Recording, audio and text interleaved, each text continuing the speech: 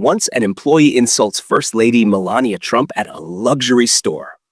The revenge was brutal and unexpected. Before we dive in the main story, kindly hit the subscribe button and let us know where you're watching from in the comments section. If you already subscribed to our channel, thank you so much. May God bless you and your family. So now, without wasting time, let's start the main story. The chime of the store's grand clock echoed through the luxurious halls of Bergdorf Goodman. Maria Lopez adjusted her name tag and took a deep breath. Another day, another chance to survive the grind. "Maria, where's that display order? You're 5 minutes late," barked Mr. Thompson, the store manager, his voice cutting through the polished elegance of the showroom. Maria winced. "Coming, Mr. Thompson. Just finishing up with the stockroom," she replied, forcing a polite smile. Mr. Thompson's frown deepened. "Make it snappy. Today's big. Mrs. Trump is visiting, and we can't afford mistakes." Maria nodded, her stomach nodding. She needed this job, especially now. Rent was overdue, and her landlord, Mr. Patel, wasn't one for patience. Every dollar mattered. As Maria hurried to the stockroom, Lisa, her coworker, leaned over the counter. "You okay, Maria? You look like you haven't slept." "Because I haven't," Maria muttered, arranging the silk scarves for the display. "I've been up all night figuring out how to pay rent." Lisa sighed. "Hang in there. Maybe today will turn things around." Maria smirked. "Yeah, right. What are the odds of Mrs. Trump buying something from me? They barely let me talk to VIPs. Lisa was about to respond when Mr. Thompson's sharp voice interrupted. "Focus, ladies. She'll be here in 30 minutes. Maria sighed and moved back to the floor. She couldn't afford to lose this job. Not now. Later, as Maria adjusted a mannequin near the perfume counter, she overheard Mr. Thompson talking to another manager. "I don't know how much longer I can keep her on staff," he whispered. "She's slow, distracted, always on edge. It's a high-end store, not a charity." Maria froze.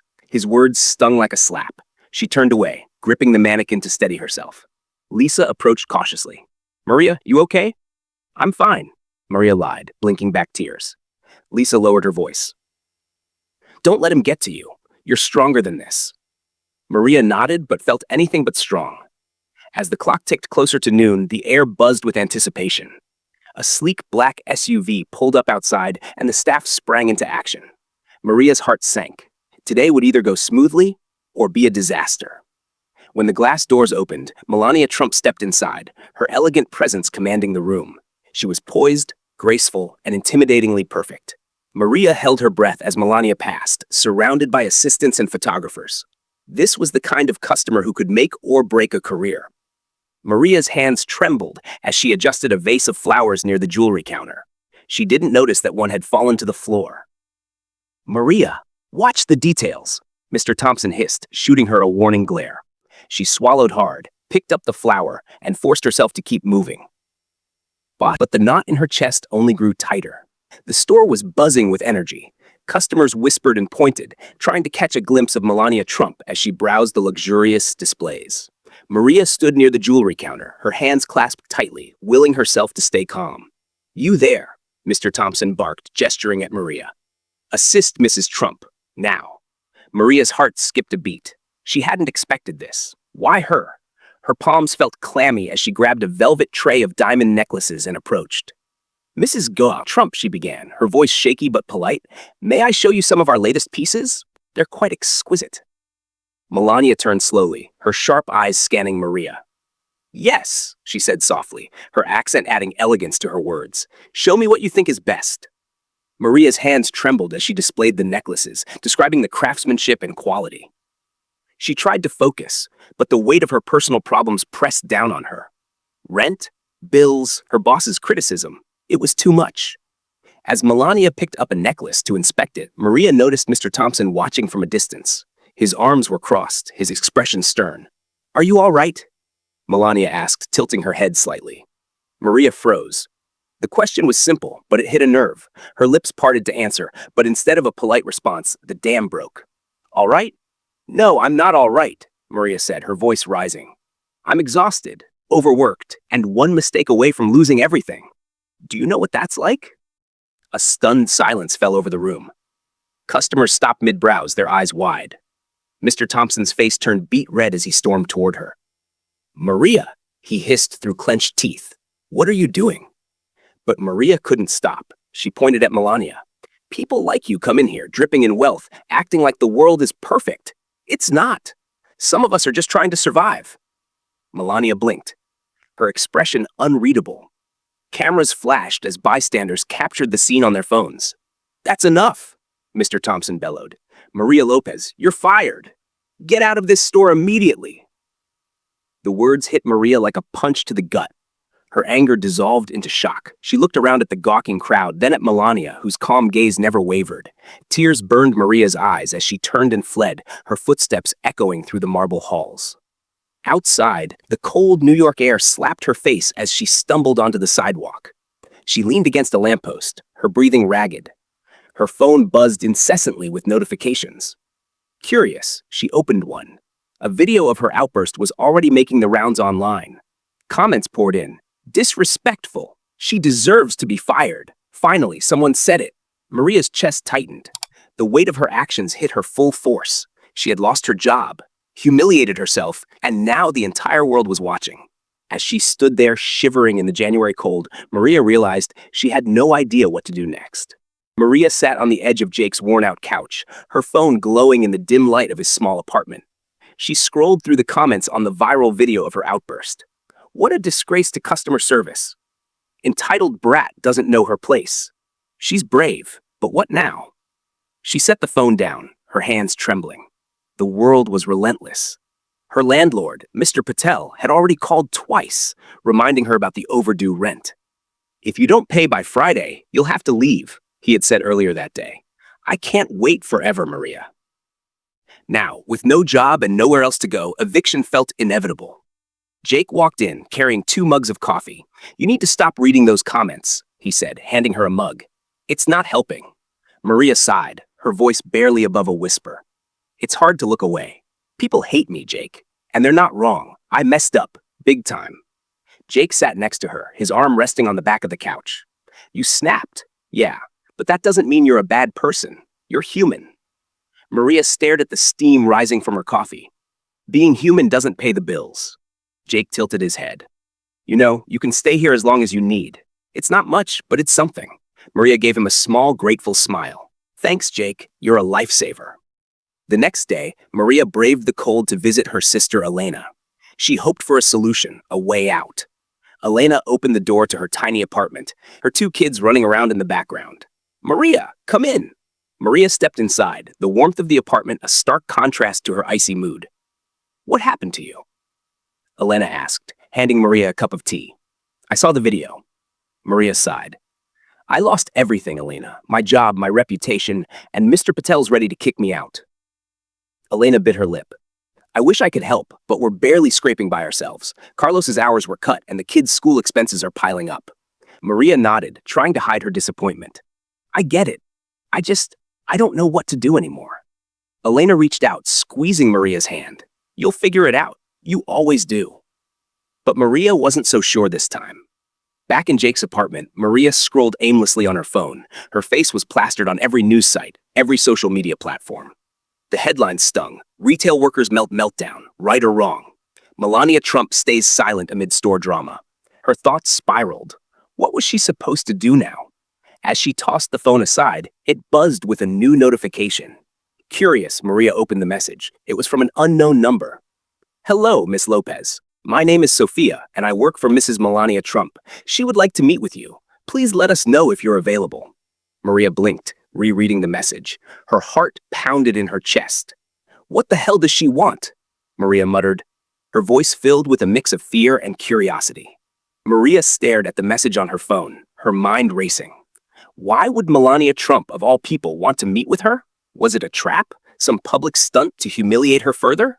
Jake, she called out, her voice shaky. Jake appeared in the doorway, a bowl of cereal in hand.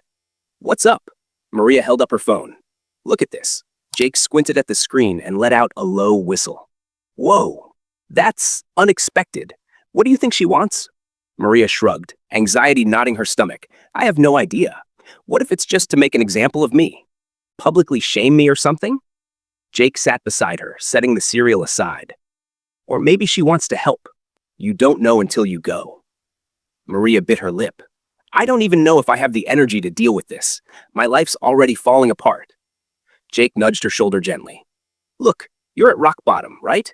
Maybe this is the hand you need to pull yourself back up. What's the worst that could happen? Maria didn't answer.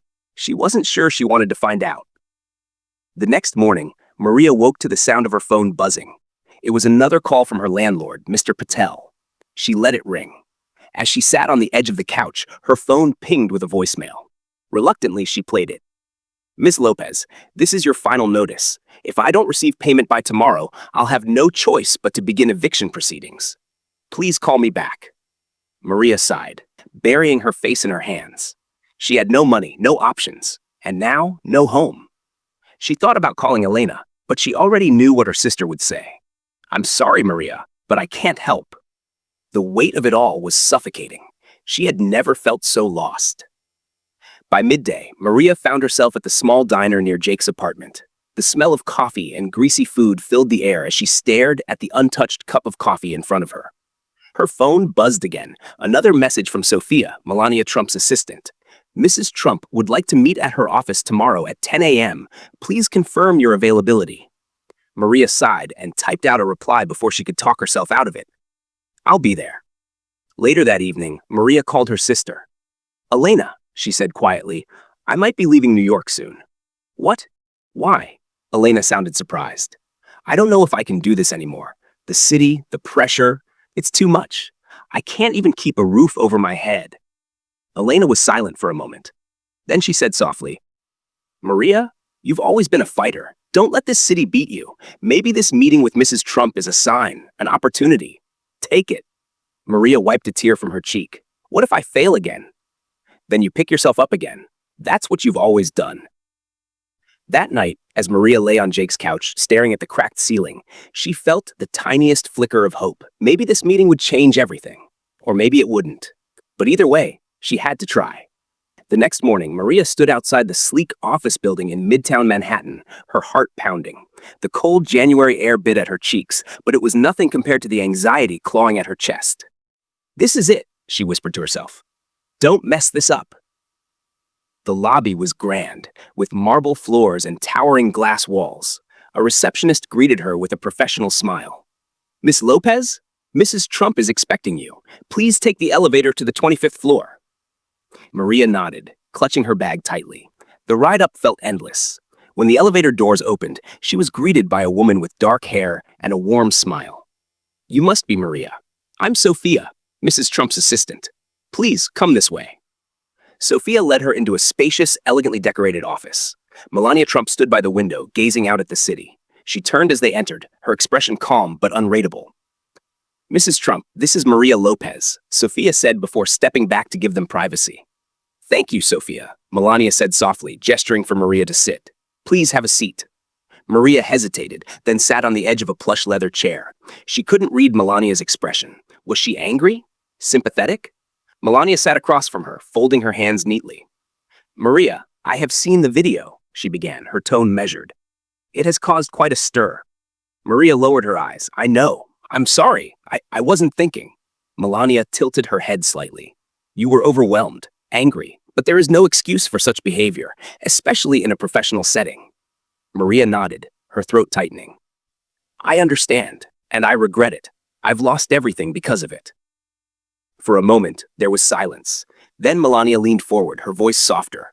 I know what it is like to be judged, to feel the weight of the world's eyes on you. It is not easy. Maria blinked, caught off guard. I guess you would know. Melania's lips curved into a small smile. Yes, but I believe everyone deserves a second chance if they are willing to earn it. Maria's heart skipped a beat. What do you mean? Melania straightened, her tone becoming more businesslike. I have spoken with my team. I am offering you an opportunity to start again. We can help you find a new job, but there are conditions. Maria swallowed hard. Conditions? You must complete a sensitivity training program, Melania explained. It will help you understand the impact of your actions and how to handle pressure in the future. And you must make a public apology, not for my sake, but for yours. Maria's initial relief was replaced with hesitation. A public apology? To who? The whole world already hates me. To yourself, Maria, Melania said gently. This is about redemption, not humiliation. Maria looked down at her hands. The offer was more than she could have hoped for, but the thought of facing the public again terrified her. You don't have to decide now, Melania added. Take some time to think about it. But remember, opportunities like this do not come often. Back in Jake's apartment, Maria paced the floor, recounting the meeting. She's giving you another shot? Jake said, amazed. That's unexpected. But it's good, right? I don't know, Maria admitted. What if people don't believe I'm sincere? What if I fail again? Jake leaned against the kitchen counter. Maria, you've already survived the worst. This is your chance to turn things around. You've got to take it. Maria stared out the window at the city lights, her thoughts swirling. Melania's words echoed in her mind. This is about redemption, not humiliation. For the first time in days, Maria felt a spark of hope. Maybe she could rebuild her life after all. The next morning, Maria sat at Jake's small kitchen table, staring at her phone. The cursor blinked on her draft message to Sophia. Her mind was still racing, but deep down, she knew she couldn't let this chance slip away. With a deep breath, she typed, I accept the conditions. Please let me know the next steps. Sophia's response came quickly. Thank you, Miss Lopez. Mrs. Trump's team will arrange your enrollment in the sensitivity training program. Once completed, we will coordinate your public statement. Details to follow. Maria set her phone down and exhaled. It was official. The following week, Maria found herself in a small conference room in downtown Manhattan. A facilitator stood at the front of the room, leading a session on workplace behavior, stress management, and emotional intelligence. Maria sat quietly, taking notes. At first, she felt defensive, like everyone was judging her. But as the sessions progressed, she began to understand the deeper issues behind her outburst, her financial struggles, her pent-up frustrations, and the lack of support she'd felt for so long. One afternoon, during a group exercise, the facilitator asked, Who here feels like they've been judged unfairly? Maria hesitated but raised her hand. Would you like to share? The facilitator asked gently. Maria swallowed hard. I've been judged by the world for something I did. And I get it. I messed up. But sometimes people don't see the full story. They don't see the pressure you're under or the things you're carrying. The room was silent for a moment. Then another participant, a middle-aged man, nodded. I know how that feels. I lost my job because of a misunderstanding. It's hard to bounce back. Maria felt a small sense of relief. She wasn't alone. After completing the training, Maria met with Sophia to plan the public apology. Mrs. Trump suggested a written statement, Sophia explained. It will be shared through a few media outlets. You'll have a chance to review it before it's published. Maria nodded. Okay, I want people to know I'm serious about changing. Sophia smiled. That's all that matters. People respond to sincerity. The statement was released 2 days later. It read, To those I offended, and to those who believed in me, I offer my sincerest apologies. My actions were unprofessional and unkind, and I take full responsibility for them. I've taken steps to understand the impact of my behavior, and am committed to being better, not just for myself, but for everyone I interact with. I am grateful for the opportunity to learn and grow, and I hope to rebuild the trust I've lost. The response was mixed. Some people praised her humility and accountability. Others remained skeptical. Maria avoided reading too many comments this time, focusing instead on what lay ahead. A week later, Sophia called with unexpected news. Mrs. Trump has arranged a position for you in Chicago, she said. It's at a high-end boutique. You'll start fresh with new opportunities to prove yourself. Maria was stunned. I don't know what to say. Thank you. Don't thank me, Sophia replied. Thank Mrs. Trump. She believes in second chances. Maria packed her things and said goodbye to Jake and Elena. It was bittersweet, but she knew it was necessary. This is your chance to start over, Elena said, hugging her tightly. Don't look back. You've got this. Maria smiled, her voice steady for the first time in weeks. I won't waste it. I promise.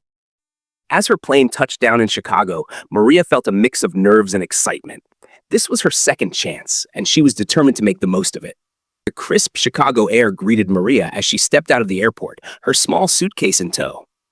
A car, arranged by the boutique, was waiting to take her to her new apartment. It wasn't much, just a small studio, but it was hers, and that alone felt like a victory. The next morning, She stood outside the boutique, taking in its sleek glass exterior. The store was smaller than Bergdorf Goodman, but it exuded the same air of luxury and exclusivity. Maria adjusted her scarf and walked inside. Maria Lopez?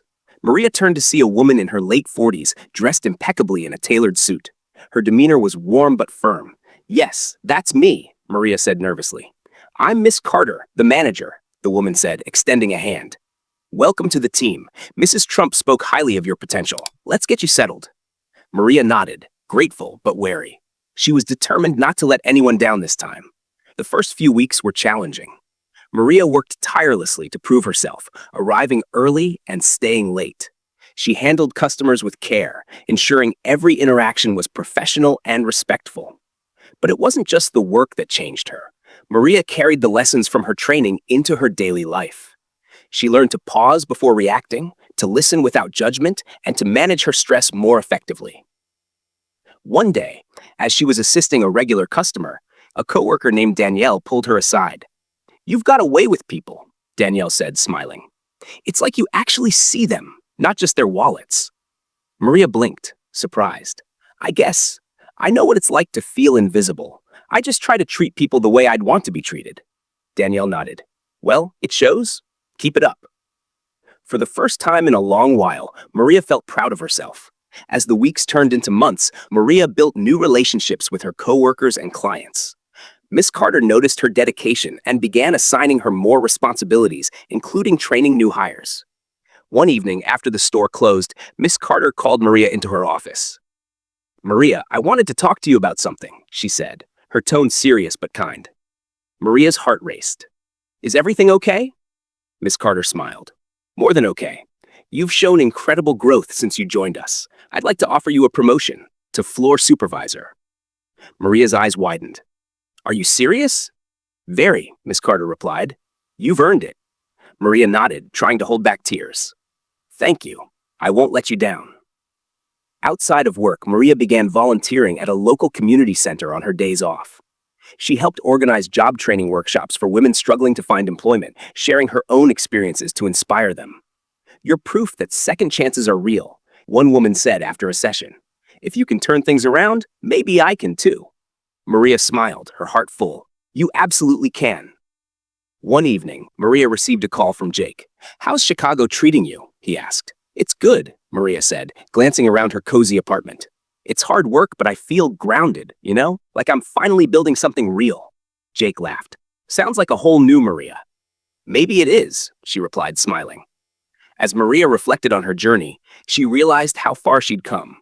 From the chaos of her outburst to the steady, fulfilling life she was creating.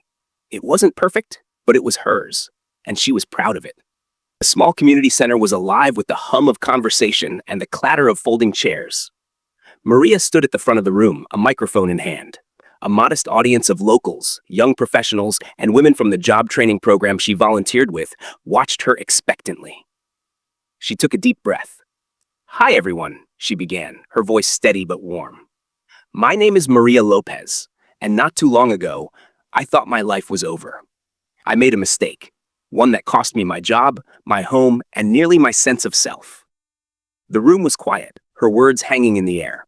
"But that mistake also became my turning point," she continued. "I was given a second chance, not because I deserved it, but because someone believed I could learn from it. And I did. Today, I want to share a little of what that journey has taught me." Maria told her story honestly, sparing no details about the humiliation, the online backlash, and the despair she'd felt after losing everything. "But what I realized," she said, "was that the mistake wasn't the end of my story. It was just a chapter. And the way I responded to it, that was what truly defined me." She looked out at the audience, her gaze softening. Second chances aren't easy. They're messy, and they require humility, hard work, and a willingness to face yourself. But they're worth it. After her speech, people lined up to thank her, ask questions, and share their own struggles. "You're so brave," one young woman said, her eyes shining with emotion. "Hearing you talk about redemption gives me hope for myself." Maria smiled and held the woman's hand. "You're stronger than you think. Just take it one step at a time." Later that evening, Maria sat on the couch in her apartment, her phone in hand. She dialed Jake. "Hey, Jake," she said when he answered. Maria, how'd the event go? He asked. It was amazing, she said, a smile in her voice. I didn't realize how much sharing my story would mean to people.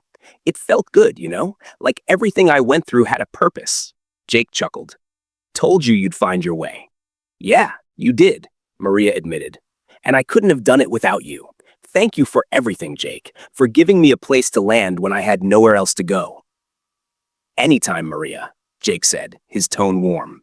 But you're the one who turned it around. You should be proud of yourself. Maria leaned back, her heart light.